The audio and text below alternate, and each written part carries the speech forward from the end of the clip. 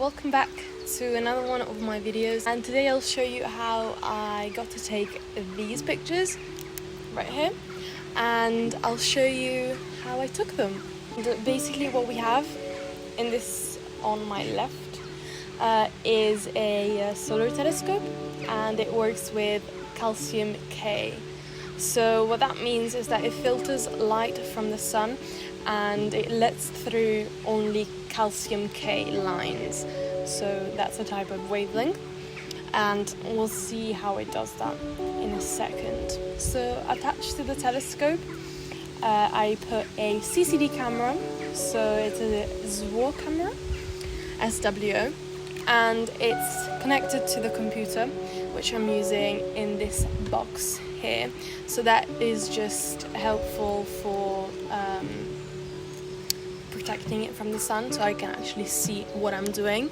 And it's just a normal computer, and it has a fire capture installed. Okay, so while I'm waiting for the sun to come out, I wanted to show you a little bit about this software. So this is the fire capture, and it has basically a lot of options here. So the first one that you want to be looking at is the capture box, which has quite useful stuff. So we're looking at the sun, so make sure that you click the sun, and then because we're using the calcium K telescope, we are gonna select the ultraviolet filter.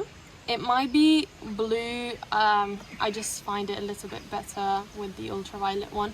And then for the other telescope I usually use the red or the infrared. So have a play with that. Then you have to select 500 frames or like 200 frames. You can try with both and then see which one is best, but I usually do 500 frames.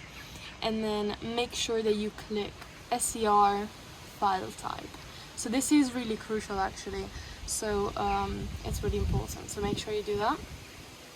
And then the histogram is, you want it to be at around 85%, so that's the light that's coming through the CCD, so the camera attached to the telescope. Good. So to then modify the histogram, you can use these controls, so the gain, the exposure, and the gamma. I have set them to this numbers because that's what looked good before. I'm going to show you in a second what it looks like when the sun is going to come out, and I'm sure it will. So yeah, now we wait. Okay, so now that the sun is finally out, we can have a play around with the telescope. You can see it's very overexposed right now, so we want to play around with the settings a little bit until it looks right. So the settings that I'm using now is the gain, the gamma, and the exposure. So I think that like that it looks fairly good. So once I'm happy with that, I'm gonna just make sure that the sun is in frame, and it's gone right now. Okay, so it's a bit temperamental, the weather, it's not perfectly clear, so it's just gonna have to be like this today. Okay, so I have successfully taken good pictures of the sun today. So the first thing that you want to do is open it, and it is this SCR file, so that's good. So we open it, and we want to click surface because that's what it is, and then cropped, and then just keep the noise robust here. And then first thing we want to do is do control click.